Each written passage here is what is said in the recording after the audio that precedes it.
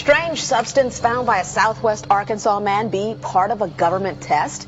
Well, that's the question at the heart of a phenomenon called chemtrails, now getting widespread attention. Well, they say the government is dumping chemicals on us to control or manipulate the weather. And they say the unusual-looking jet trails in the sky are actually chemical-laden chemtrails. People say the government is up there in airplanes spraying all kinds of chemicals to change or manipulate the weather, leaving what you see there, and they call that a chemtrail.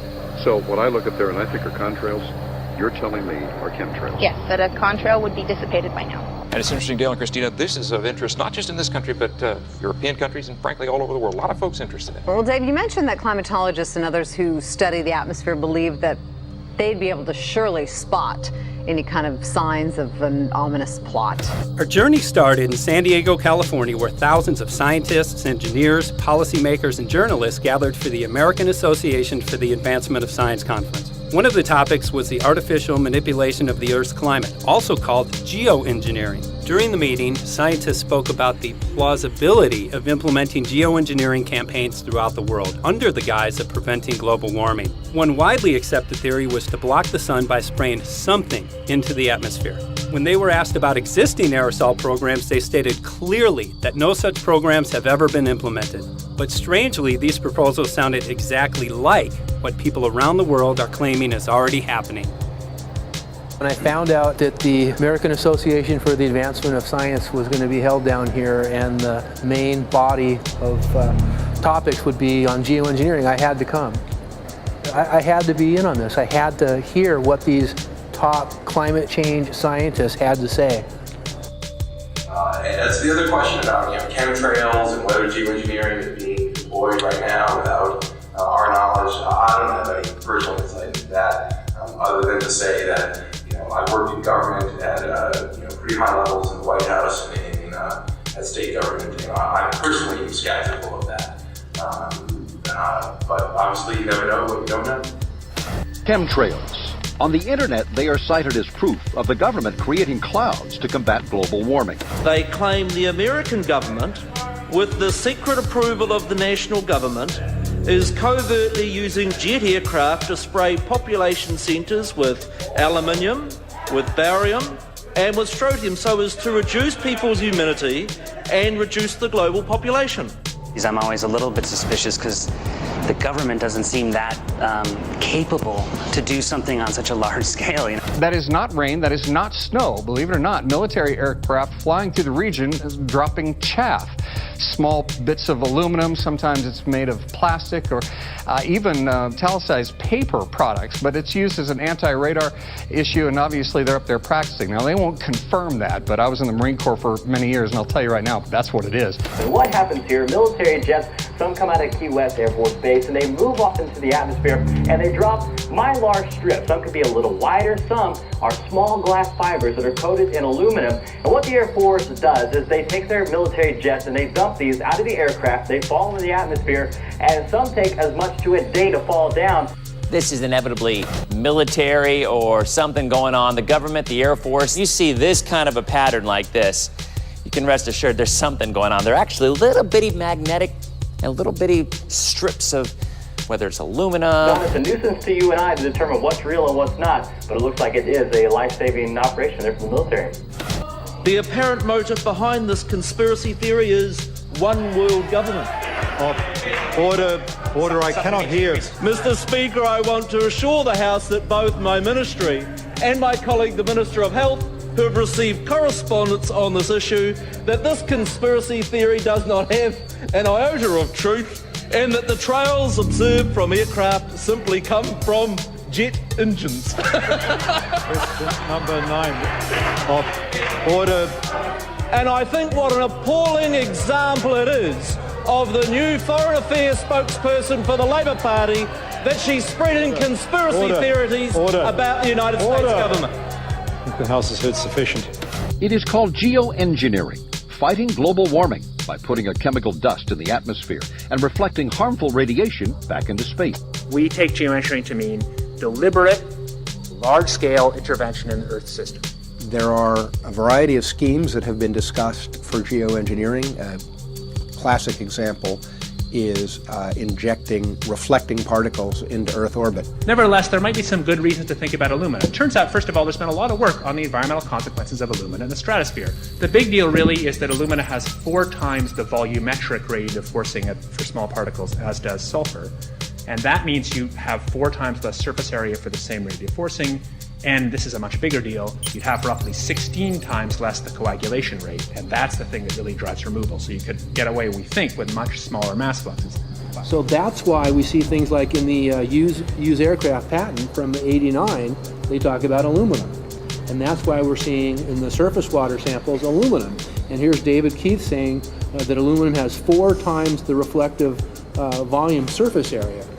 So they'd like us to think that we're talking about sulfur, but here they slipped up and let it out that aluminum is 4 times better to achieving their ends, and it sounds like it's going to be one they don't want us to know the effects of.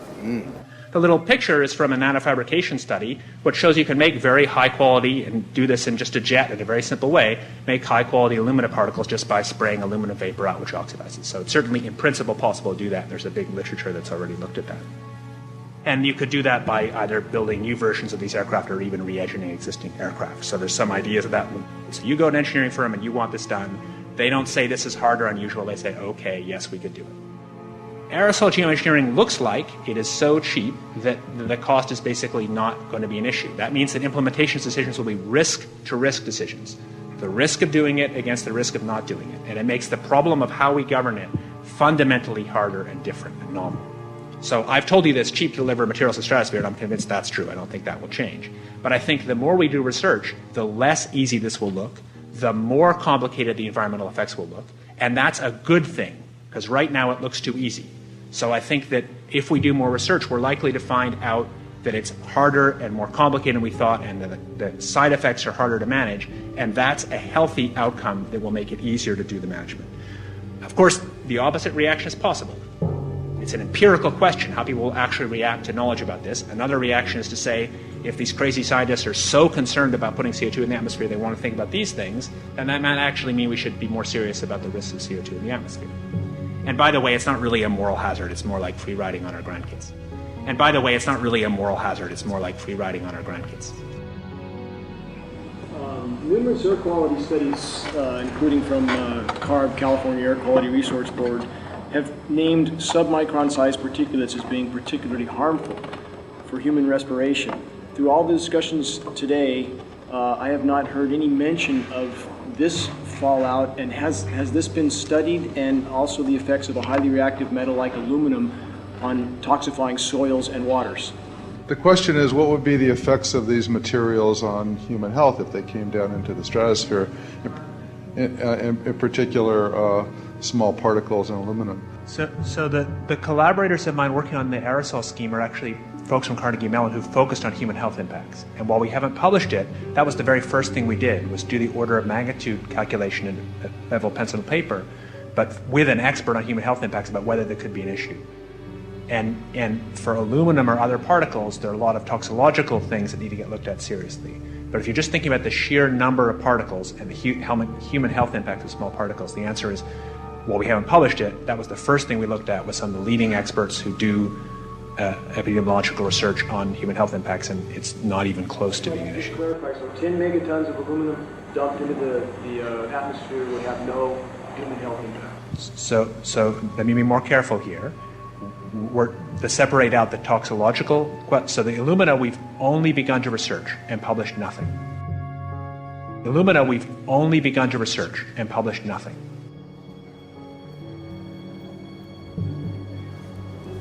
Dane looked at him and he said, so you're telling me that spraying 10 to 20 megatons of aluminum, as you said, would have no human health effects? He took a deep breath and he swallowed and he said, let me be more careful here. We haven't done anything serious on alumina, and so there could be something terrible that we'll find tomorrow we haven't looked at it. And that, for me, that was the whole main point of what is going to be coming out to the public. It's the damaging effects of aluminum that are being found around the world in massive amounts. Here's David Keith confronted on this very issue, and he looked, at that point like they just let the cat out of the bag. Mm-hmm. we haven't done anything serious on Illumina, and so there could be something terrible that we'll find tomorrow. We haven't looked at it.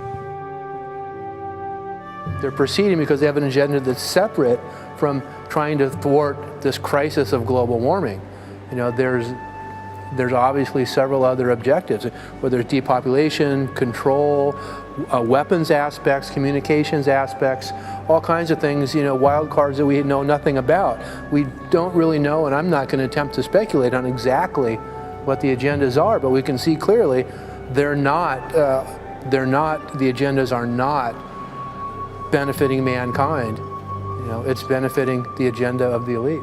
And so I think the question is, how do you draw the line between some activity that is allowed and doesn't need global governance and activities that do require global governance? Dr. John Holdren has agreed to serve as Assistant to the President for Science and Technology and Director of the White House Office of Science and Technology Policy. I look forward to his wise counsel in the years ahead. My personal opinion is that we have to keep geoengineering on the table. We have to look at it very carefully because we might get desperate enough to want to use it. So what would we do if in year 2040 or 2060 there's a severe climate crisis, say widespread famines or Greenland sliding suddenly into the ocean? That the only plausible way in which we could start the Earth cooling this century is to directly intervene in the climate system, say by putting particles in the stratosphere. We do stuff in the stratosphere all the time, of course, and so it's not as though the stratosphere is absolutely pristine. But you don't want to have people going off and doing things that involve large radiative forcings or go on for extended periods, or for that matter provide lots of reactive surfaces that could result in significant ozone destruction. You know, maybe I'm putting a particle into the atmosphere because I'm trying to make money, or maybe I'm putting a particle into the atmosphere because I'm engaging in scientific research and trying to understand cloud physics, or maybe I'm putting this particle into the atmosphere because I'm trying to make it rain locally to seed a cloud and get more snow on our ski slopes. And this obviously raises all kinds of questions. It's hugely risky. It will likely negatively impact some people, but we might find ourselves in a situation where those risks seem worth taking. One of the things that really shocked me was in one of the breakouts they had the benefits of these programs and then the risks. Now the benefits, the one thing that was stated was the just cooling the planet. You know, some of the risks were ozone depletion, droughts in Africa and Asia. I got to tell you, I came away from this experience after listening to these scientists for 4 days of symposiums, really concerned, because it's clear now that they are justifying, rationalizing, and looking to legitimize some really, really horrible impacts, further impacts on our environment. And they're basically formulating the sales strategy and the implementation and oversight strategy and the funding strategy.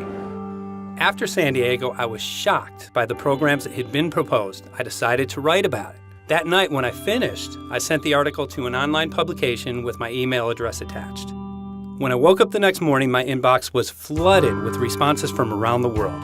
Why? Because I had just broken the story on aluminum in geoengineering models, which I had no clue at the time that very few people knew about. Now this metal, aluminum, is being found in massive quantities way above normal levels all over in rain, in soil, and in snow. After that, the calls started pouring in from people who were desperate for someone to investigate. That was the fuel that started the film. Before we started filming, we had the opportunity to sit down with one of our favorite authors and documentarians, G. Edward Griffin, to find out what he knew about the subject. I'd like to talk for a minute about an issue that's getting more and more attention. That's the issue which scientifically is called stratospheric aerosol geoengineering, also called the chemtrail issue. I'm very aware of the chemtrail versus contrail controversy. As far as I'm concerned, it's an open and shut case. I have been watching the development of jet travel from its very beginning. I used to live near the Los Angeles airport. Remember when The first jets came in and landed. Man, they made a big noise. We never heard a noise like that before. And we used to go down and sit at the end of the runway and watch these jets come in and take off because it was a novel experience. I've been watching jets all my life, and I know about jet contrails. I've watched them. They're vaporized moisture, ice crystals, and they get out there in the atmosphere, and then they effervesce and evaporate and then disappear, and you can see them. Plane moves along, and the little white trail follows right behind it, and usually about 10 or 20 lengths of the plane or thereabouts, and then it's gone. And you can still see them that way, by the way, once in a while. So there goes a contrail. These other things we're talking about are not at all the same phenomena at all. These planes go by, and they billow out this white smoke, and it covers the sky from horizon to horizon. It doesn't dissipate at all. And they crisscross each other. And you see this thing cover the sky and turn it milky, and then people start having trouble breathing, and then you hear stories about the aluminum and barium deposits that they're picking up and the residue. And you put it all together, and I don't see how anybody who's got their eyes open and their mind open can come to any other conclusion but that somebody is spending a lot of money and effort to spray the planet. The question is, why? I have my own theories, but I hope that there will be some good investigative reporters go out there and get us the answer. I know that whenever it's finally discovered, and it will be, the people who are doing it will undoubtedly say, oh, well, we did it for you folks. It's for the greater good of the greater number. It's for the society. It's probably to prevent global warming, or maybe it's to inoculate people against some kind of a dreaded biological attack. We can't go around shooting everybody in the arm, but we can spray them and save their lives. You see how good we are? We're doing it for the benefit of society. I know they're going to, whatever it is, they're going to say it was for your good, or mine. Think if we had the ability to steer hurricanes, and the hurricane was going to slam into New Orleans.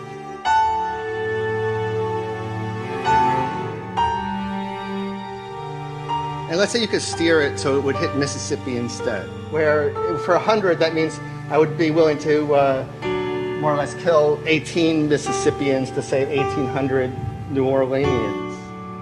And if you do that knowingly, are you murdering those 100 people? And there's all kinds of equity issues there. Now, also, we might be wrong about our steering, and if we didn't do the research right, maybe our steering would intensify Katrina and even kill more people in New Orleans. And so this question of how do you develop the confidence to know that your intervention will reduce overall damage, and then how do you deal with the understanding that you might be damaging some people who wouldn't have been damaged before while saving people overall? The spraying appears to be mostly in NATO countries. I've seen it here in the United States, I've seen it in England, I've seen it in Scotland, I've seen it in Canada, and I've had reports from people who live in France. There's a grouping, there's a political grouping here of some sort. It's international in scope. It's not just an American phenomenon, it's international. And anybody that wants to investigate that, I think, has to take that fact into consideration. They're going to find a political grouping and a political motive here. But in my humble opinion, it's not in your good or mine at all. I don't know what it is, but we'll soon find out.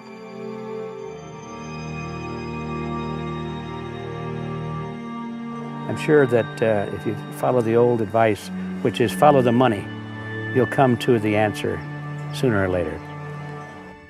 Soon we realized that we all shared the same need to get this information out there, to share with the public, to let people know what is being done.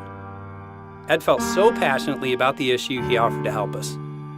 Well, the main thing now, since it looks like the budget is going to be met, is to get it done well. We don't come off the tree knowing any answers at all. Yeah, we're not scientists. We're just asking questions, exactly. And we've got to be very skeptical about the answers. That's it's totally accurate, totally honest. Why can't people see this? They're not hearing it. They don't know that the facts are not being presented. We're very lucky, you know that? Look at this opportunity that's being dumped on us. I know. Opportunity. This is going to. Yes. This is going to be a battle, I know that. A challenge and a battle, but I mean, why are we here if it's not for that? We're going to go to a short break with DJ Foxy. Can't go to get a hold of tomorrow, so it's going to be you for the moment. I'll call him again. So. Sounds good. I saw the sky crisscross with chemtrails, and I can't remember if it was in LA or if I was on the road, but I had looked up one day and I thought, look at that. That's not the flight path, man. That was a regular grid over the city, and I couldn't believe my eyes. Milky white clouds. And, you know, it all seems very obvious, and now the evidence of what we have on the ground with the aluminum, the barium, strontium, and with what we see in the patents and what the geoengineers say are going to happen, I mean, for the everyday Joe, this is a slam dunk. This is a very delicate moment for the powers that be, because they're taking a covered-up operation like the tropospheric aerosol program, or chemtrails, Project h.a.a.r.p, whatever, it's had many names over the years, and they're making it overt into a geoengineering scientific shield to deflect sunlight, because global warming's out of hand. So at this very moment, the belly of the beast is right above us with no armor. Whether people believe in chemtrails or not, the geoengineering should be scary enough. And when people learn about geoengineering, chemtrails will then become apparent, because they're the same. So you're talking about a global conspiracy here then? Geoengineers propose doing this on a global level. Off to Redding, California. Guess this is the second step after the h.a.a.r.p meeting. We'll see what we find.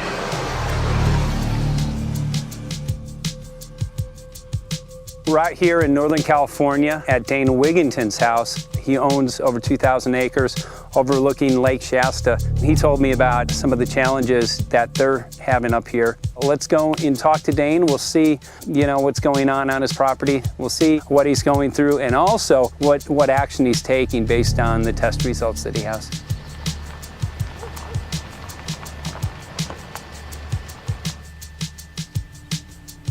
As you know, I have a background in the energy fields. I worked in the first solar plants in the continental U.S. in the early 80s. My home was on the cover of the world's largest renewable energy magazine, so this is my background. My goal has been to alert the public there is a mountain of toxic material falling on us, period. Before about 5 years ago, our skies were typically blue, and now you see it's covered with lines and haze, and virtually nothing you see on the horizon, nothing you see in the sky above us is a natural cloud. I mean, it is virtually all the remnants of these aircraft lines that you see fanning out, spreading into clouds, artificial clouds, but the sky is a very dirty look to it. There's not the white cloud blue sky that we had only a few years ago, but it looks like there's some sort of massive industrial activity or forest fires burning over there, and we see that typically every night. You see even down to ground level, the clarity drops off significantly, and we don't see that except for the days when we have these long lingering trails that spread and cover the whole sky, and on certain days you can see these trails actually dropping vertically like a veil. We assume the particulates are descending, and we have the tests to prove that we are being inundated with levels of aluminum and particulates that are literally tens of thousands of times what would already be considered high. So we're not talking about exposure to a slight percentage higher of these toxic materials. We're talking about quantities, for example, off the side of Mount Shasta. If you can pan back, that's a landmark in Northern California, considered to be a pristine water source. Aluminum or snow sample off the side of Mount Shasta tested 61,000 parts per billion. This is just ordinary snow water, and people are drinking this stuff when they're hiking on the mountain. And remember, government action is required at 1,000. This is 61 times over the government limit, and our hikers are drinking this poisonous water on Mount Shasta Mountain itself. God. Barium, 83. Strontium, 383. So this summer, the people climbing are drinking poison. Basically. I certainly wouldn't want to drink 61,000 micrograms per liter of aluminum. And again, we've already seen in 5 years soil pHs in this area that have escalated 10 to 12 times, and we can prove that conclusively. Well, this is not speculation. We can prove conclusively that these metals have been in the rain. We have duplicate samples. Bachelor of Science in Forestry, International School of Forestry at Missoula. Master's in Zoology, specialized in aquatics. 35 years with the U.S. Forest Service as a wildlife biologist. And before that, several years with the USDA Soil Conservation Service as a soil conservationist. Also have run the botany programs, range and grazing programs. And I continue that today. Right now I do a lot of master gardener consultation work. When I started this garden back in about 2005 or so, the pH here was 5.5, 5.6. This is the old soil survey of the county. You can look at the page right here. This is my soil right here. It's a Dietz 125, 126 here at my house. And here, the soil reaction pH should be between 4.5 and 6.0. And over there in the pure mud, it's even a little darker. It's 6.8 right there.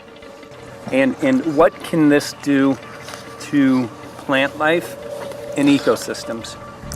Well, you haul one of these things out and you start looking at the little things that are crawling around the soil. A lot of times they aren't there anymore. The little soil arthropods that you can barely see on a microscope, you can actually see movement with this. Little tiny macroscopic, look like little moving pieces of dust. Those start to go away. They're not gone entirely, but they start to go away. This is black oak acorns. You know, this is pieces of cedar wood. You know, come on, folks. This should be very acid, and I'm getting 10 times higher than expected. There's something really wrong here. But you can see all those reports, lots of them. Have over 20 reports here. Well, at least 20. I'd say it'd be closer to 30. All revealing dangerous amounts of aluminum and barium. You know, the science is there that something funny is happening. And the naysayers say, well, so what? Isn't neutral good? Well, no, neutral's not good. Neutral is not good. If your soil is supposed to be 5.6, it should stay 5.6 if you want the forest to be healthy. And if you want to grow a good garden, you have to keep your pH around 6.0, 6.5.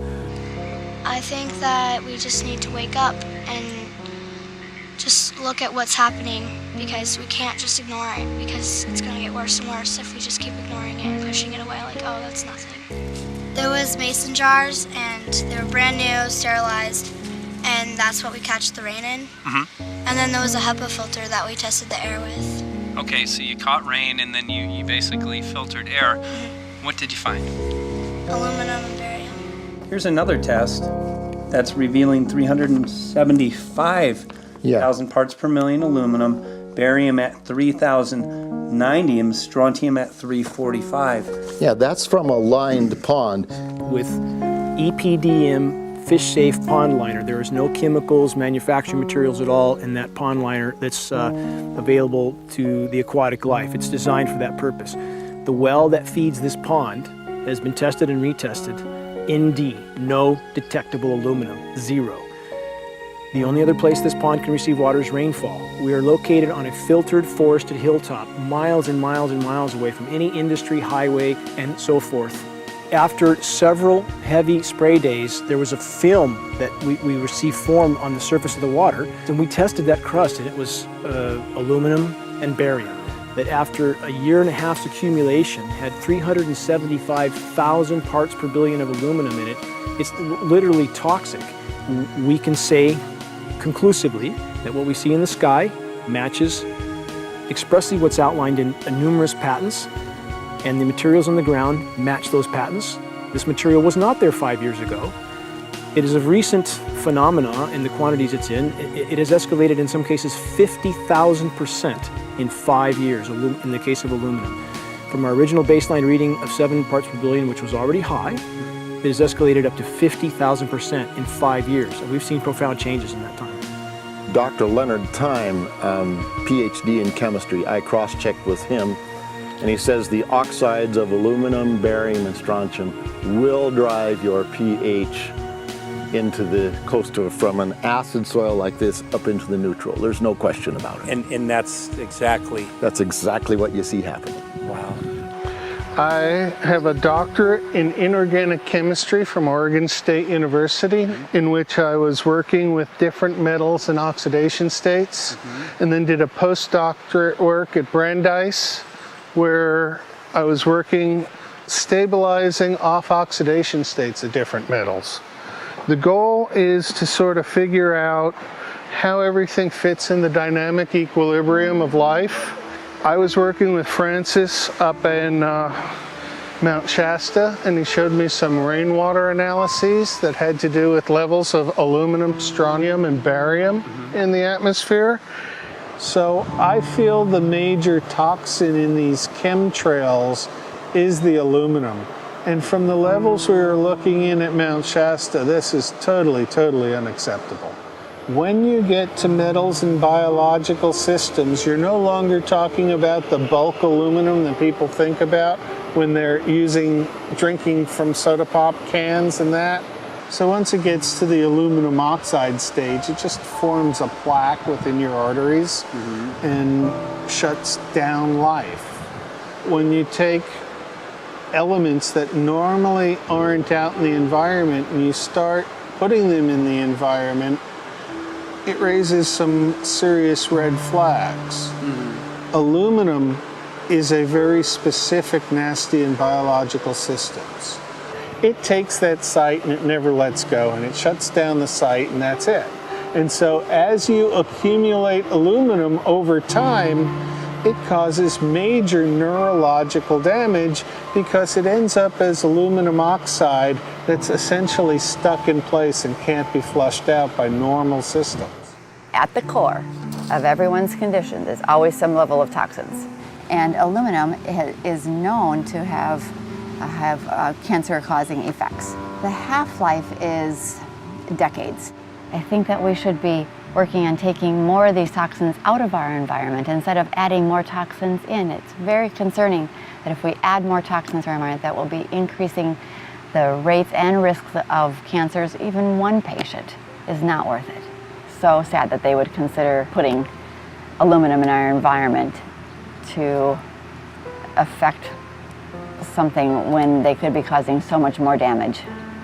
Wherever the material is coming from, it is there. The amount of metal falling on us cannot be disputed. Absolutely, this is not speculation. The amount of metal in the last 4 years, as I said, have increased to a degree of thousands of times, and California Air Quality Resources Board has studied the aerosols from China. These metals are not amongst them. Mike, the reason I've chosen to focus so primarily on this issue is I feel all other issues are secondary. What could be a greater priority than not being able to walk out your door and take in a breath of air without sucking up heavy metals? If our land base is being poisoned, if our waters are being toxified, what will we have left to work with? Whatever we choose to focus our time and energy on, whatever our political beliefs, that this is a common ground for all of us. We must have air that we can breathe, that's not full of toxic chemicals and metals. We must have water that's not completely laden with whatever is being emitted from these aircraft. And if people stopped to consider that the atmosphere is as thin as a layer of paint on a basketball, it is an extremely thin layer that allows life to exist on this planet, to simply treat it as a physics lab and experiment with it until it is broken beyond repair is folly of unbelievable proportion. And if people understood that this sort of experimentation not only is going on, but has been going on for a very, very long time. Going back 50 years, there's been countless climate manipulation, weather modification programs that the vast majority of the public is completely unaware of. And if they think that this is not true, that certainly that somehow they would have known if it was occurring, I would ask them to look at things like Agent Orange and the things that governments do because they can, because there's no one to stop them, because they have these huge military machines that want to control everything. And in fact, the government's own document, perhaps you may have seen, it's available to any online, is called Owning the Weather, an expressed goal of our government, and not just our government. He told the Associated Press that the American government has created weather tampering techniques so that the New World Order will be able to starve millions of Americans and to control the rest. There is weather control techniques. Number one, the entire patents on the equipment. Number two, Senator Claiborne Pell's complete statement and story of his own that not only does it exist, but that we even utilized it as far back as the Vietnam War. Well, Murph, We're going to do what we can. let's see what we can do. You got the scientists behind you. The scientists are with you, so at least this scientist is with you. I may not have $1 million budget, but I've got enough to show that something's dreadfully wrong. You got it. All right. So Arizona will be this Monday, the 21st. Senator Johnson up in Show Low. So we're going to be in the car a long time.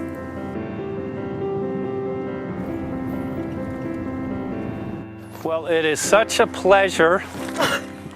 This is such meet an excellent place back here, I'm Yeah, telling this you, is Michael. But you know what? is great. We love it. It's so private and it's so quiet and peaceful. And please come in. My name is Karen Johnson. I served in the Arizona State Legislature for 12 years. I was in the House for 8 of those years and in the Senate for 4 of those years. When you see a plane fly overhead, there's a trail that leaves the end of that plane, and it goes from one horizon all the way to the other as the plane flies across, and it begins to filter out and cover more and more of the sky in kind of ripples. It widens out and fills the whole sky. I mean, how could anybody think that that was the case? And then to live and to be underneath that and know that whatever is in that is falling down upon you and upon your animals and upon the earth. And I mean, it's frightening to me. And if people don't start really waking up and facing the fact that we've got people that are doing terrible things to us, and we had better wake up and fight back now. I mean, I'm the mom of 11 kids. I've got 35 grandkids. I mean, I've got a stake in this. I care about what is going to be left for my children. I care about it, and I'm extremely worried about what is going to be left to them.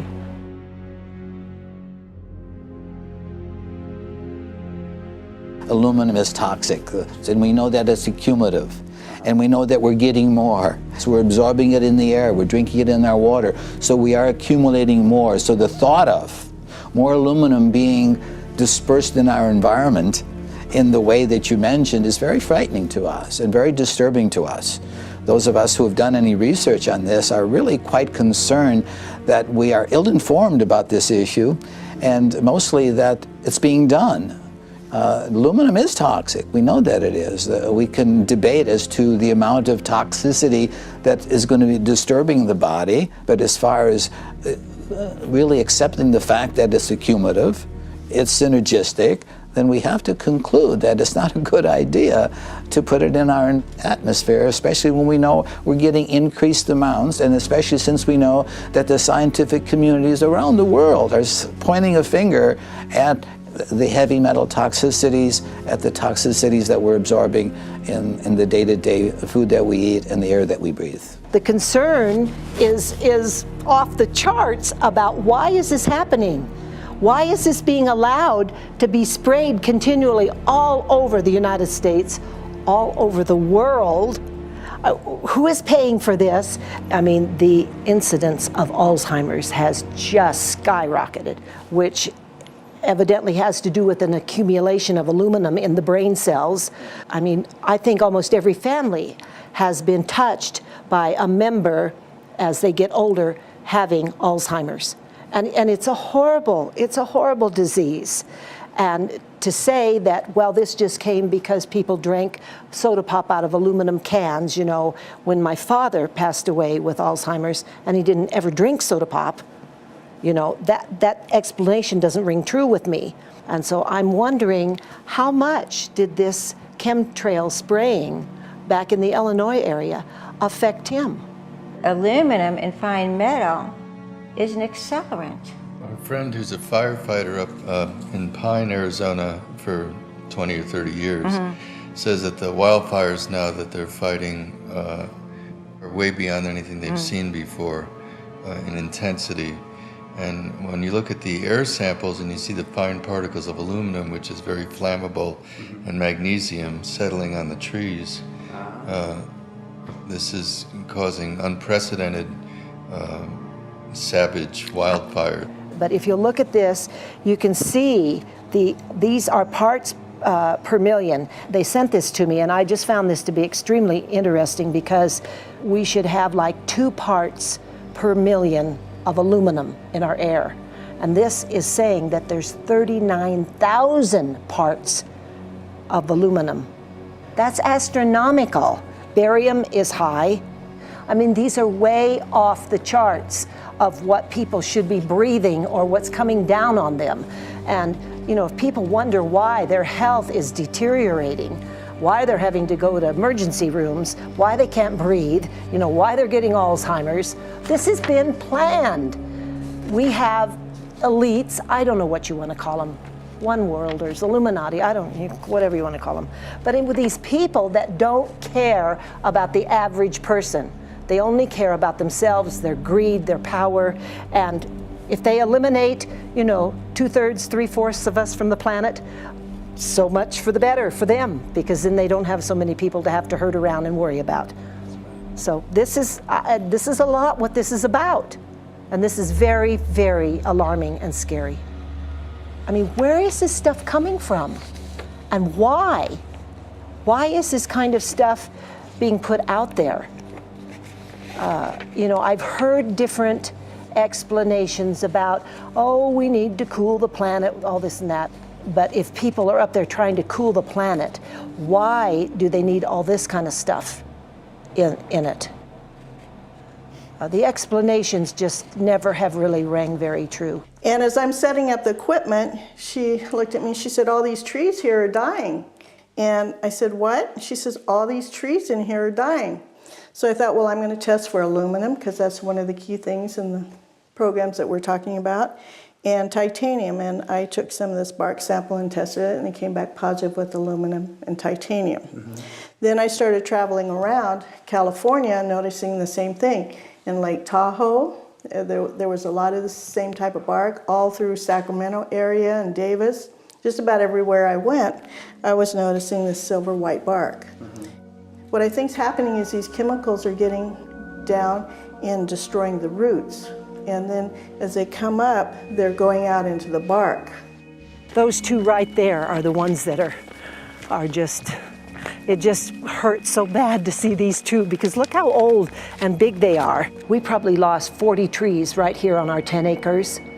Every week, every other weekend, we'd see another tree that was beginning to die. And I mean, it's just so sad, we just cry. And to think that that might have something to do with it, along with their other explanations, would really, really frost me. Every time you lose a tree, you know, it's not good, it's just sad. And there's another one over here in this little group of trees here. Don't you feel better when you stand up and fight than if you crawl down in a little hole and go to sleep? You know, I mean, my gosh, people, your families are out there, children are out there, your grandchildren. I mean, you've got to do something to help.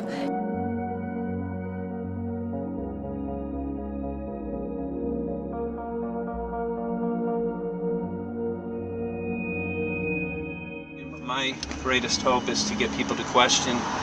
And hey, if they don't wake up while we're there, I'm hoping to plant some seeds. We're going to the most beautiful place on the planet, Hawaii, to see what's going on, collect some data.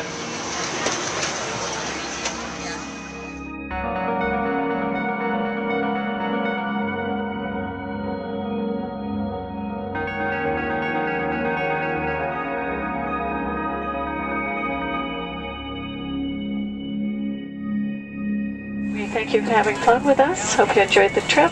Have a great vacation and welcome home if you're lucky enough to live here. Thank you.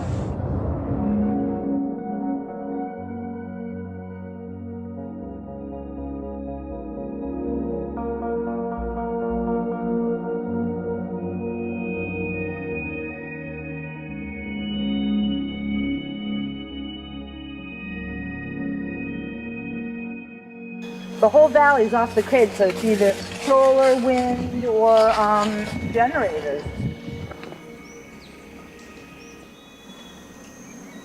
Look at this, man.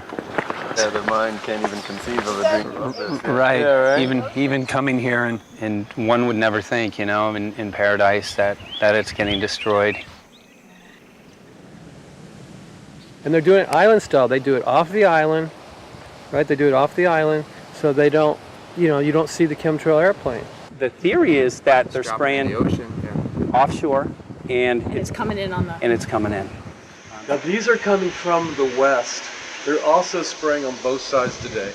A lot of this stuff is actually chemtrails coming this direction. There's material that's blocking. We should be able to see to the horizon, you know, where the Earth curves, because we're high enough and we have the ocean, right? So we should be able to see. We should be able to see the Big Island. It's only 30 miles away. And you can see it's not a blue sky behind it. That's the key. It's all, you know, has that kind of weird looking blue, like silver blue, I call it. And this is a nice day. You know, there's no more blue sky. The night, we're gonna look at the stars at night, and it's like, you'll see, you can count them. There's so few stars at night now. There should be hundreds of thousands of stars, and I can count the stars. There's like one here and one planet here. It's like, you might see, some nights you'll see 100, some nights you'll see 10. This is what concerns me, this kind of stuff right here. It's just soft. Okay. This just comes right off, this bark. That's not natural. For I've seen hundreds of thousands of coconuts and I've never seen it falling apart like that. Look at this, you guys. I've never seen anything like this. I used to trim trees all the time on the Big Island. I've never seen anything like that. That's why I'm concerned. Not an easy task that you have here on the island.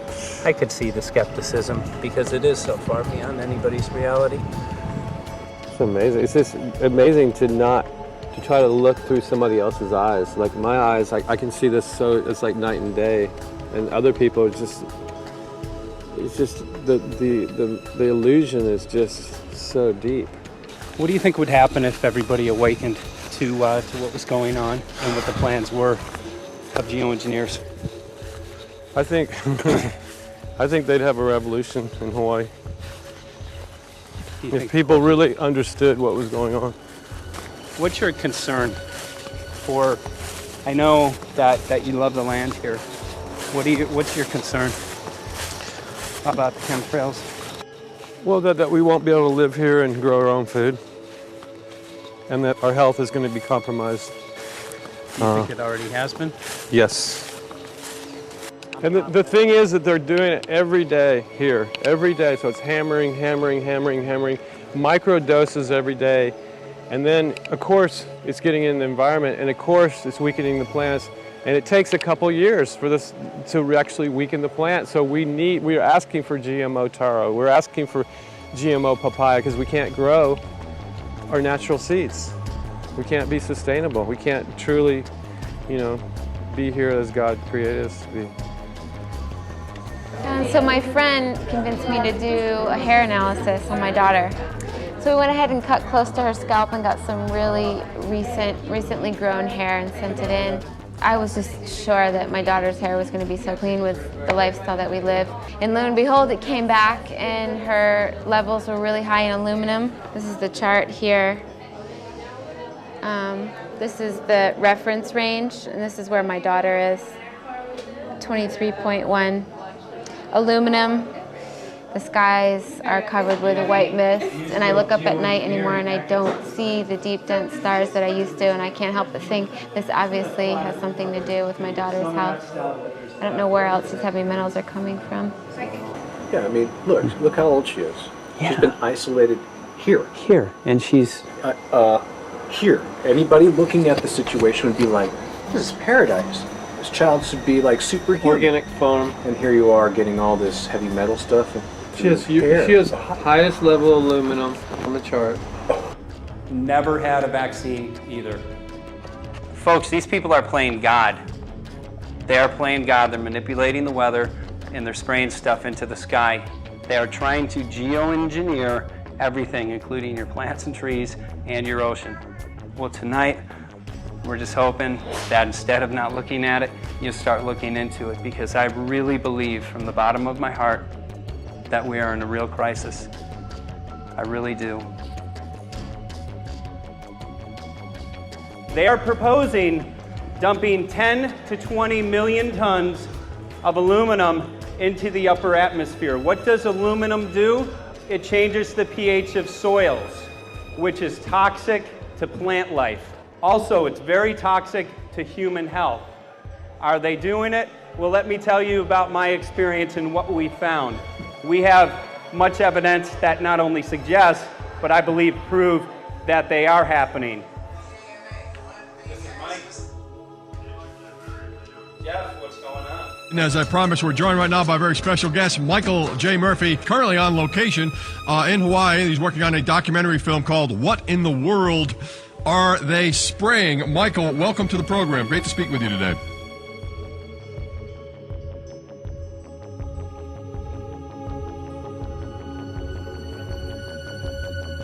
I had a friend who recently, he's always looking at things from a different perspective. He's a bit of a conspiracy theorist, you know, and he says that whenever the president comes to LA, there's no spraying that week.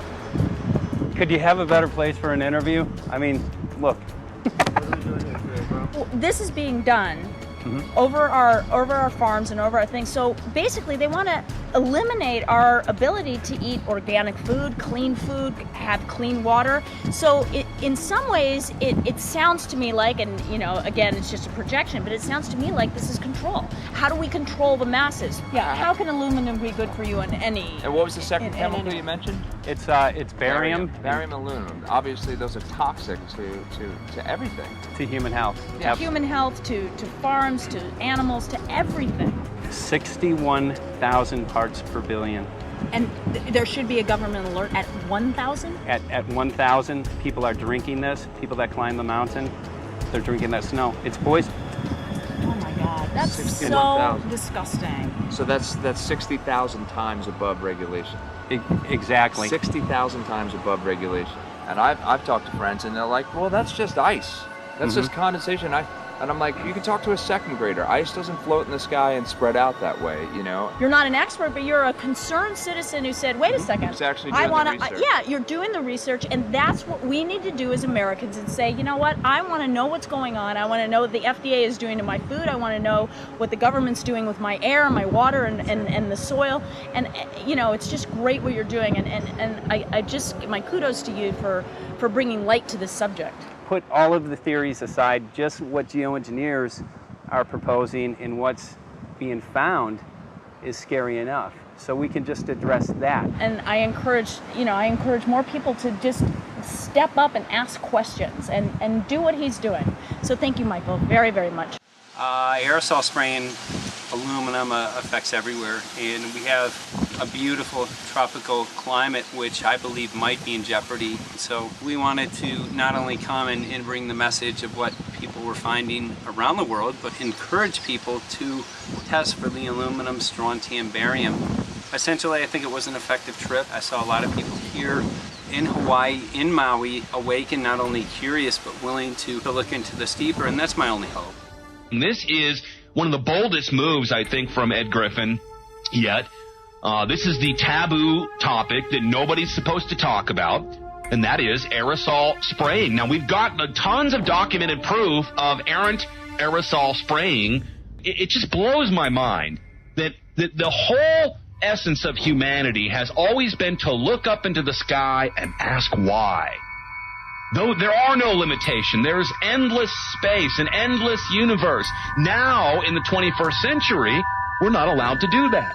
Anyone who looks up and sees the giant grids and the X's in the sky that weren't part of our existence until just a decade or two ago is somehow called a kook. And the people that are the best and biggest proponents for the revolution and for liberty, they don't want you to talk about it because you could discredit them. it seems to be an industry that's being built up to milk the taxpayers by undergoing some kind of a giant global spraying program to make all kinds of money on the project. And they don't seem to care really what effect it has. They're not trying to experiment to see if humans can survive it or anything like that. They just want to get this stuff up.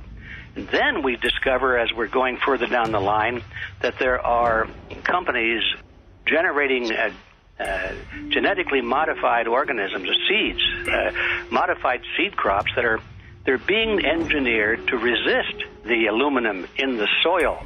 And a lot of crops won't grow in that. And so now, after they've messed up the soil, all the farmers were going to have to go back and buy seeds that have been genetically engineered to resist the aluminum that have been put into the soil. And all of a sudden, mankind is completely dependent upon these companies like Monsanto and other giant agricultural firms. You can't even grow natural seeds anymore. And we're looking at that. It's a shocking thing. I hope we don't find that that's true. But all the arrows right now are pointing in that direction. We get into cost-benefit analysis here because there's also h.a.a.r.p. could be involved in this. Geoengineering, as you guys mentioned, which is documented heavily in Dennis Kucinich's bill, that is the Space Preservation Act, which, by the way, I don't think got through Congress. And then Kay Bailout, as we call her here, Kay Bailey Hutchinson, also put together some legislation in order to qualify geoengineering, which, again, is supposed to save us all from global warming. But it is cost-benefit analysis because they can benefit on so many different levels. Ed, that's how they do everything, isn't it? That's right. And, there's an old adage, if you just follow the dollar, follow the buck, you get to the source of the problem. And it looks to me like there's a tremendously profitable industry being built up right now around this concept of geoengineering or weather modification or reducing global warming and all of these other things that can be sold fairly easily to an unsuspecting public. They all say, oh, well, that's good. We don't want global warming, And so they put up with this, and they don't question, they don't criticize. But behind the scenes, you see a whole industry being built up, which is, as I say, tremendously profitable. And the money for all of that is coming from the taxpayers. And it's a scam is basically what it is. We're just focusing on the one area that is real easy to prove. There's no speculation in the area that we're going into. They definitely are doing this geoengineering. They definitely are talking about it. They're working up formulas for it. They're putting together strategies for it. They've got funding for it.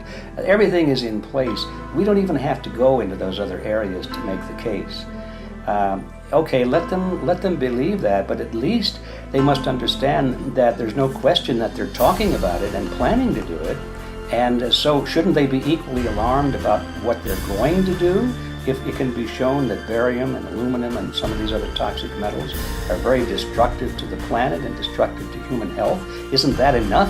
How many issues do we need to crank into this? And so, if you're going to kill the planet and kill the population, do we need any other reason to be alarmed?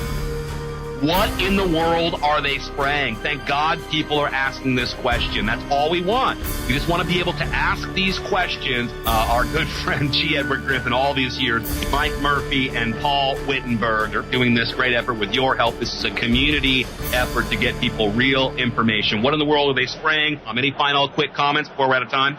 And my only final thought is that we asked the question, what in the world are they spraying? And we now know what it is. And folks, you're not going to like it.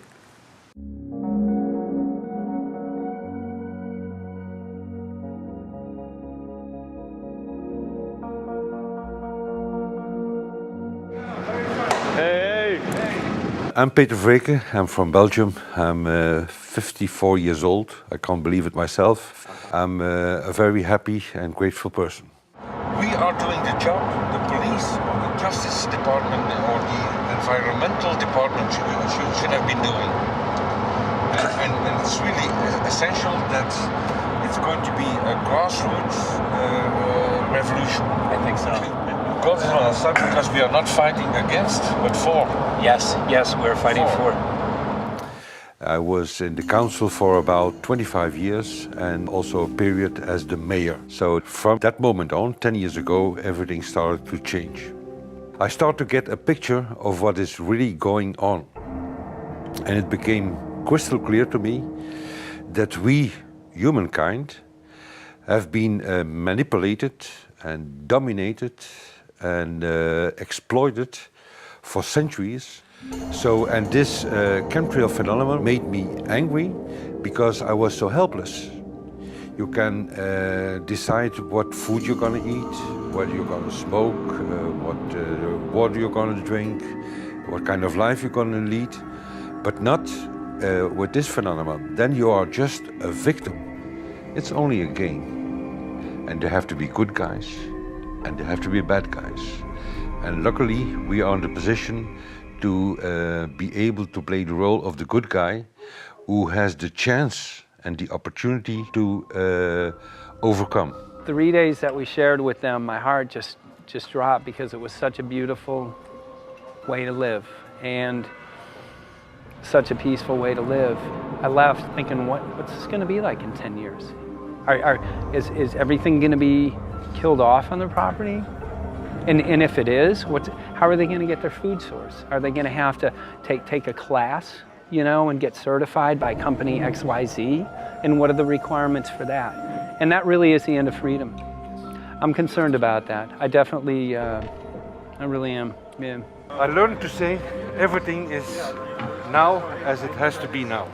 And everything is going to be okay. It's going to be all right. It's going to be okay. Yes. I have this deep feeling that in the end we will prevail because we have the right on our side. The cosmos is helping us. And I have this strong feeling that we are being supported by entities and by forces we can't even imagine.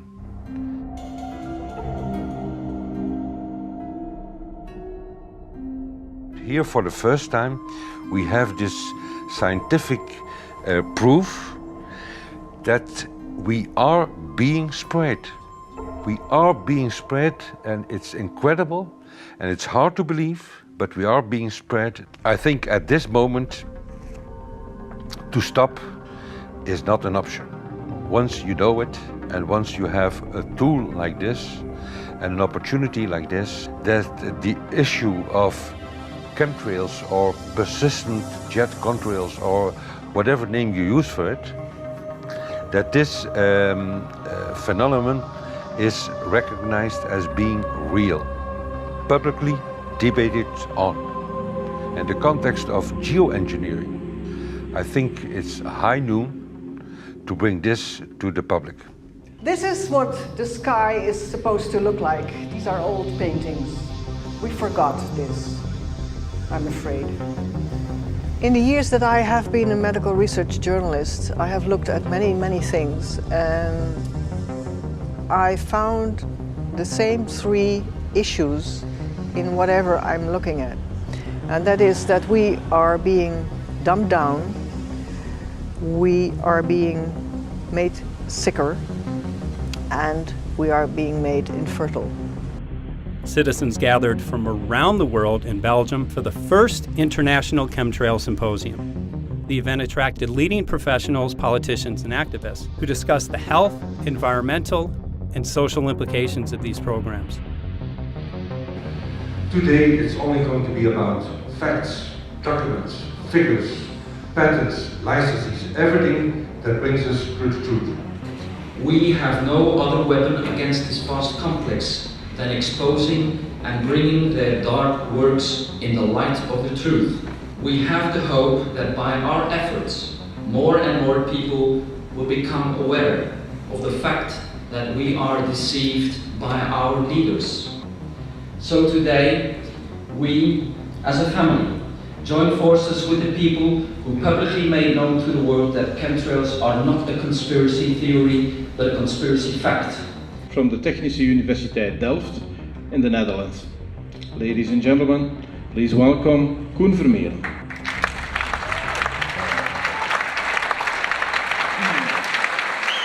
Well, I'm Koen Vermeeren. I'm a university professor of Delft University of Technology. Usually people are with their heads to the ground in their own two-dimensional space and they don't look up. But if you do, you see more and more spaces like this. And it worried me too. I have no explanations to our students about these phenomena. And then I studied it myself and I found out that I couldn't give them the answers they wanted, because I think that the phenomenon is not natural. It's not natural what is happening, and the explanations that are given to us are not enough for me.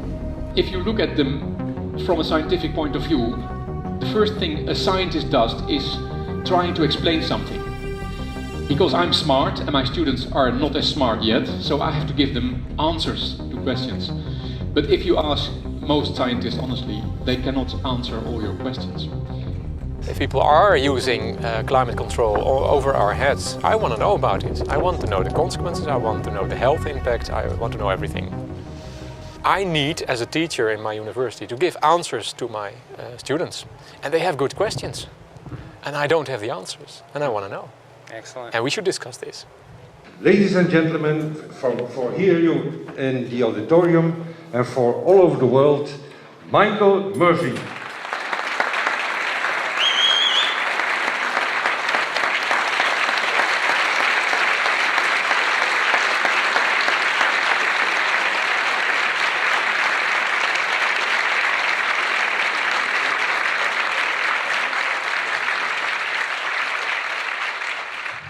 Well, thank you very much. It's definitely an honor to be here in Belgium.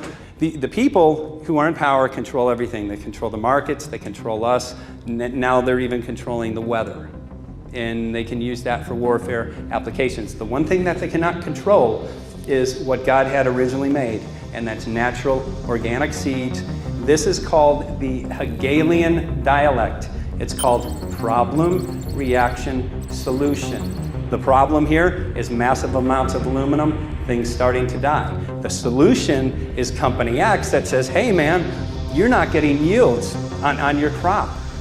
Everything's dying. But I got the solution, I got a seed that will grow in this environment. The only problem is now you have to start buying from me. We're a little concerned that maybe part of this agenda could be to kill off anything that's natural and organic and re-engineer it with aluminum-resistant GMO seeds. Many may know we just got back from a week of filming in Hawaii, and it was an incredible trip. A big concern for the people there is they're beginning to see softening of the coconut trees. But their concern is that these programs may again be part of a broader agenda to destroy anything that's natural and organic, so that the corporate redesigned GMO foods might be the only source of food for people. I didn't anticipate so many people, young and old, who are interested in this phenomenon and are concerned about it. And I especially liked the address that the young girl gave today. Only 17 and already making an address to the audience. That is, well, incredible. My name is Sofia Xenidis. I am 17 years old. It is quite scary to know that the air we breathe is not what it's supposed to be. That the food we eat and the water we drink contain traces of those substances which are sprayed out over all of us, as though we were being poisoned like insects. The feeling that this is causing me are feelings of deep anger and rage. I don't want to be poisoned, I don't want to be infected with cancer, and I'm just so angry that this global poisoning can be going on such a massive scale, and not enough is being done to stop this crime. A clear answer to one question. Are we being sprayed? Have we been sprayed? And is it their intention to spray again and again? What are we going to do about it? How are we going to deal with it? How are we going to stop it? I know the answer. There is only one person who can stop it. And you know him. You are. You are the person, the one you have been waiting for. We are magnificent, beautiful, godlike, divine human beings. Ladies and gentlemen, sisters and brothers, in this auditorium and in the whole world, thank you so very much for being present with us. And for now, please enjoy this anthem.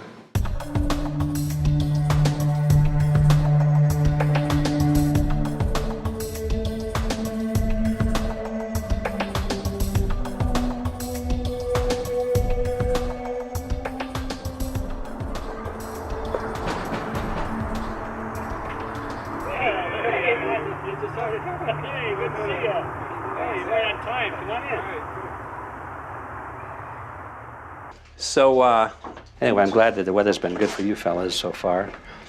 Just think if we were doing this in the wintertime, you might, if you're going to Washington, D.C., you might run into snow. Thank God we're not. That's right. You know, it's interesting because of the different weather modification programs. There's something like, I think, right around 32 in the continental U.S. alone going on. So the theory is that geoengineering is in part weather modification. You know, Mike, that's a very good point. There are so many subsets connected with this issue of geoengineering. People are writing to us all the time with information about the connection to global warming, the connection to weather modification. Some people think there's a connection with Morgellons disease. Others think it's kind of a means of transmitting electromagnetic impulses from the h.a.a.r.p antenna system up in Alaska and Siberia. Boy, it gets your head spinning. And each area, I think, is worthy of investigation, but we have so little time. I think it's wise for us to stay focused on just the aerospraying and the toxic effect of these chemicals and the destruction of the planet and the damage to human health. What more do you need than that to convince people that we have to put a stop to it? So to stay focused, I think, is our mission on this one.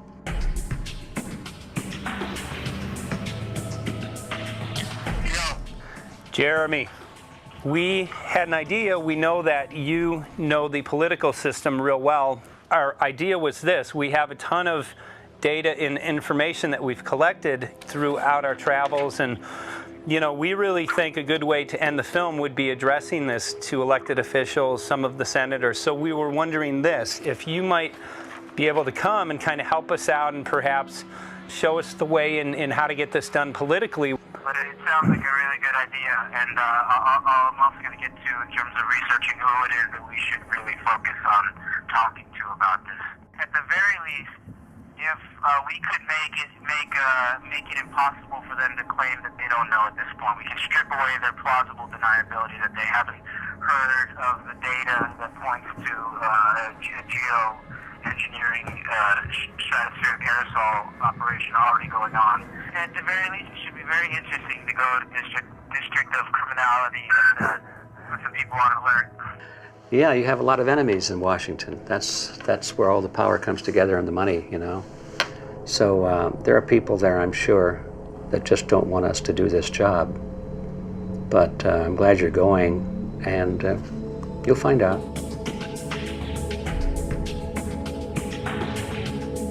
We took the data to Washington, D.C. There we presented our elected officials with the following letter.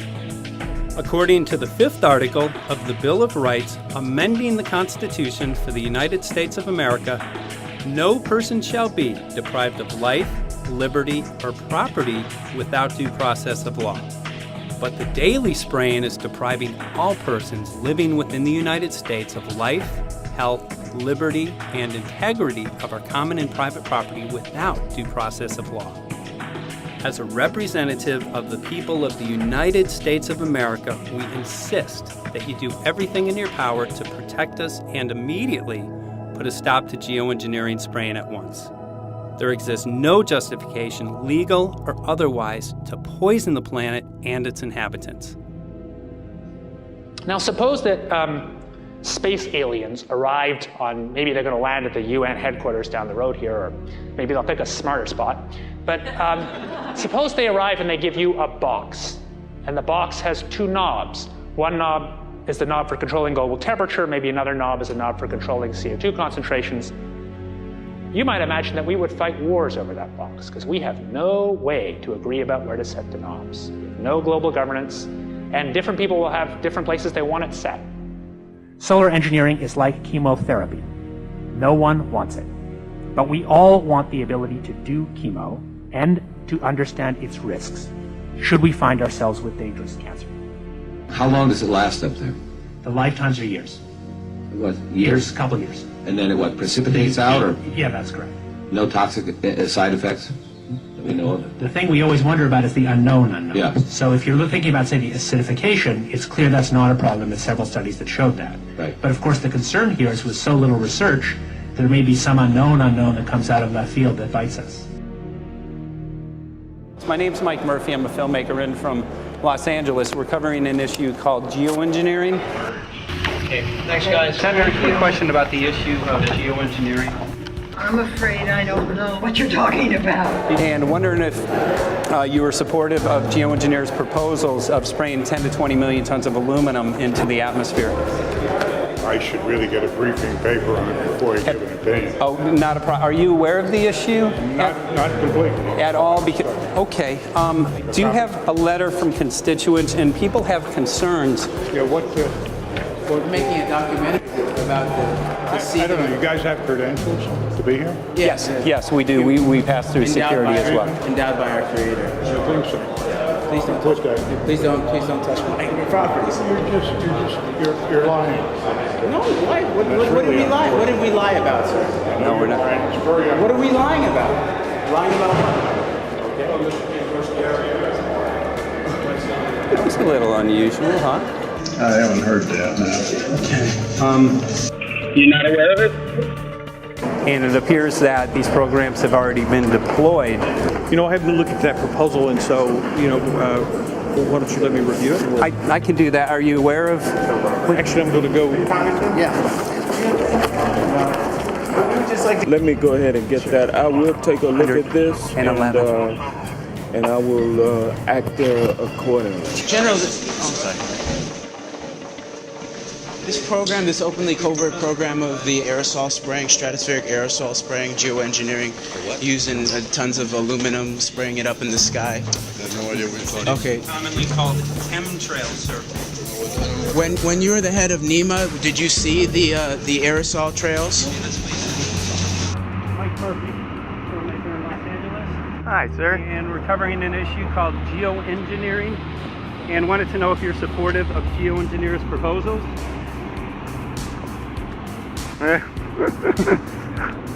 Congressman? Hey, Congressman. I'm wondering if you're supportive of geoengineers' proposals, which is dumping 10 to 20 million tons of aluminum into the atmosphere. I'm familiar with that. Pardon? I'm familiar with the Okay. Can you make an appointment for my office? I'm not supportive. I haven't looked at it close, so I don't. Have you heard of the issue? Because it's becoming mainstream in public, and there are actually congressional committees which are being formed to talk about these programs. Mm-hmm. Yeah. Well, I think when we drop anything into the atmosphere, we should know prior to the effect of that, right? Yes. And if we don't have the knowledge as to what the effect will be, we shouldn't do it. I think there are 4 different options for thinking about deployment of geoengineering. The first one would be we just ban it. I would argue that one does not want to get too firm a restriction in place on small-scale studies early on because it'll tie the science hands. I think what the science community ought to be trying to do is say, you do small-scale stuff inside this space, and it's a scientific question what that space ought to be. There shouldn't be a lot of oversight and restriction. Congressman? Excuse me. Hi, I'm Mike Murphy from Los Angeles, covering an issue called geoengineering. These guys are running from the geoengineering issue. I wonder why. I'd have to talk to my staff. I don't know what the details on that are. Have anyone made you aware of the issue, or? Sir? Congressman, your committee talked about geoengineering last November. Are you in support of those proposals? I'd love to give you a paper. Which? Geoengineering? You know nothing about the geoengineering issue? this? Never heard of it. They call it geoengineering, but... yeah, I never heard of it. It's nothing I've ever heard anything about. I mean, when we looked up in the air today outside of D.C., we saw this stuff going on. Quickly, have you heard of geoengineering? No. The proposal is to shoot 10 million tons of metals into the air. This committee, Science and Technology, covered it for the first time. No, I've never heard of it. So we were very concerned. How you doing? I'm fine. How you doing? So what? We spoke with Congresswoman Watson's office, and her press secretary, Ms. White, was familiar with Representative Kucinich's Space Preservation Act, which mentioned chemtrails and the weaponization of the atmosphere in space, and then it was pressured to be taken off the bill. Did you see the aerosol spraying going on today over the Capitol? Congressman? Geoengineering carries with it a tremendous range of uncertainties, ethical and political concerns, and the potential for catastrophic environmental side effects. He's not one to do interviews very often, not unless we usually really pressure him into it. Okay. So don't, all that is, don't hold your breath. As chairman of the Committee of Jurisdiction, I feel a responsibility to begin a public dialogue and develop a record on geoengineering. We want to know if you're supportive of their measures by spraying 10 to 20 million tons of aluminum into the atmosphere? No, I think we need to have more research. Okay. And about the issue of current deployment, there's literally a mountain of evidence that many people believe proves the deployment of these programs. Any knowledge of that? No, there's certainly not a mountain of evidence, but I do support research into geoengineering, and I also support looking into the international governance of that. Okay. I hope anybody that has studied it knows, at least I think, that it's a radical proposal, and I hope we don't have to use it, but there may come that point in time where we do. Now, if we could provide you with the evidence that suggests that these programs are and have been ongoing, would you be willing to address this publicly? We've had about 3 or 4 hearings on it. We have addressed it publicly. Well, not about the proposals, but about the current deployment of these programs. Citizens. I don't support the current deployment. I think we need to have more research, and they have consequences that go beyond one nation. And so I think that there needs to be governance to that. Governance is not simply an issue of deployment, but governance before deployment in terms particularly of large-scale scientific fieldwork. I concede that on this subject and in general, it's not popular to talk about global rules. And when these people started talking about the need for UN Security Council oversight, a supranational environmental security enforcement with a strong mandate by the UN, it really was clear that they're looking for a global power behind the manipulation of the environment. But I do think it needs to be sort of an international kind of treaty that does tie and bind all nations into a common fate. It is a common fate. And unfortunately, it's not just big governments that could do this. It is small governments. It is billionaires probably could figure, I'm going to save the world all by myself, and I won't bother to mention it. How do we decide when there's a planetary emergency? Whose hand is on the thermostat? How do we decide when to start it? There's no way to do that right now. And what if we do start doing it, and then by some problem with the technology or with the will, that we can no longer do it? In a year or two, the aerosols will come out of the atmosphere and temperatures will shoot up at a rate much faster than it's going up now. And it's that rate of change that's hard for us to adapt to. So once we start it, we'll be sort of locked into doing it for a long, long time. And so that, and with basically no end in sight. Boeing would pursue this to make a profit, right? I mean, there's financial motivation to do this. Let's see. So let me not speak for Boeing. Is that allowed? Okay. Yeah, well, it is what it is. No, but someday, if the U.S. is going to decide to do this stuff, they're going to look to a company who can do it, and you want to be positioned. Boeing would rather be get it than Lockheed Martin. So certainly we have an industrial base that helps the country take on technologies and large-scale challenges like national defense. And we do that both for a profit motive as well as, I think, as a national service. So I think it would be truly disastrous if you know, we discovered a few years from now that there was a black program that some government had stood up to sort of learn on the quiet how to do this. It's pretty clear you can cool the planet, but you will not and cannot bring it back to exactly the same climate state you started with. So you may or may not, and I expect we'll have a lot of back and forth about how useful it is to ameliorate the risks of climate change. I think there's a good evidence it probably is useful, but we don't know. But it certainly can't get you back to exactly the climate you started with. I think everybody agrees with that. Do you think you'll see deployment in our lifetime? Let me say I hope not. Al? I would agree. I hope not. I hope They not. agreed. Okay. I see this as something like an evacuation plan. That you build big dikes. Maybe that's the emissions reduction to try to keep the flood from wiping you out. But that if that flood should come, that you'd like a plan for what to do in the event of that catastrophe. So I see these options more as a catastrophic response option and not as a way to reduce risk of everyday climate change. You would advocate mitigating consumption of beef as a means of accomplishing your objective? Yes. How would you suggest going about that? You can't. I mean, it's your job to decide what to tax and what not to tax. Obviously, if you wanted people to behave differently, you give them incentives and disincentives for behavior. But I'm sure that's the answer you wanted to hear, Mr. Smith. If only my time had not expired. Thank you, Mr. Chairman. Because there's literally aluminum and barium contamination found around the world, believed to be from these programs. Like, look, today over the Capitol, looks like they're deploying some type of aerosol. Did you see it? No, I didn't, but good to see you. In a James Bond scenario, some rogue rich guy puts some airplanes in the air and seeds the clouds. What is to prevent that? Okay, are you aware of the issue? You do it through the... Are you in support of those proposals? What is your take? I don't know anything about it, man. I have to get more information.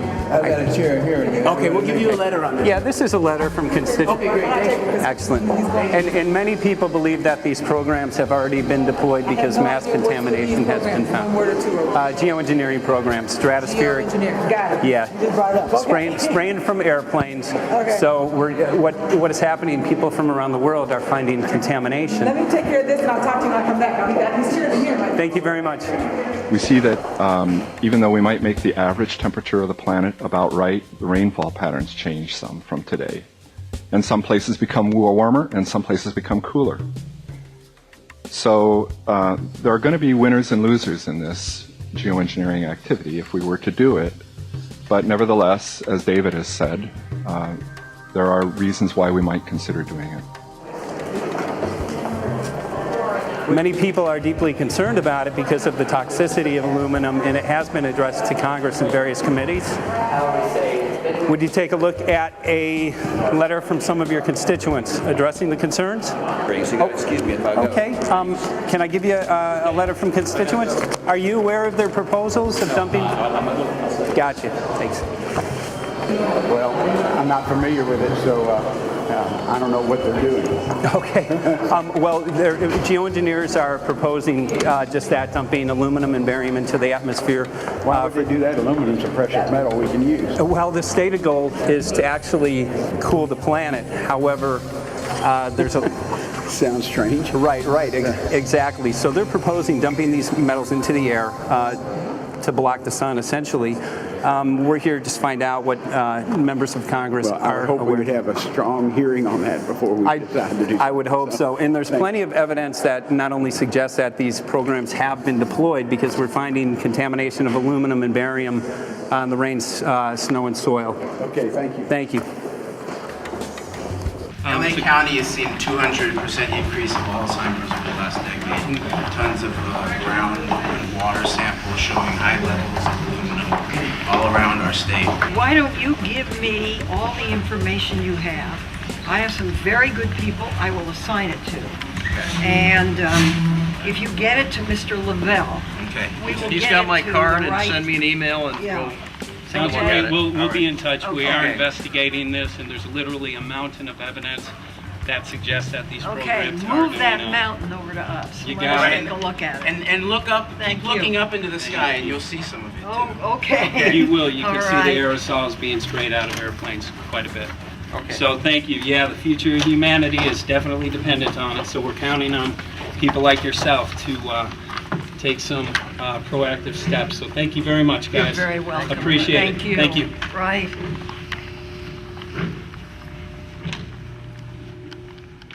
A lot of Congress was running down the hallways to avoid answering any questions, looking for doors in the hallways.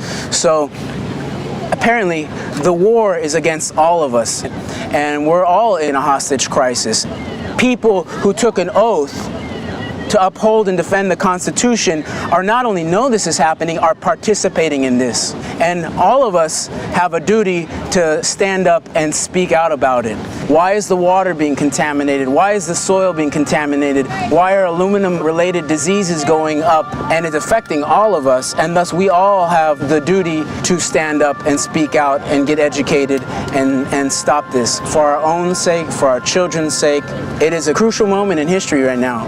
As human beings, we need to decide whether to live on our knees while being sprayed and poisoned every day, while being under a continual threat, or whether we are going to stand up and live as free human beings and seek truth, justice, peace, and freedom for all of God's children. So as you can see, we're ending our film here in Washington, D.C. We've made many public officials aware of this. Most of them either denied any knowledge of this, or they simply were unwilling to address the situation with us. So as you can see right behind the White House, we do have aerosols behind us. The spraying has continued. What is the solution? Is the solution here in Washington, D.C.?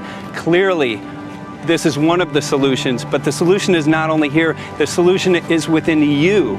This issue affects all of us so deeply. So you need to look inside. Please get active, get involved, start spreading the word with growing awareness. About 90% of the population, we believe, is unaware of this issue, which means 90% of the people who normally might do something if they knew are not doing anything because they are unaware. So please look into your heart, use whatever skill you have to get the word out. The future of humanity is dependent upon it.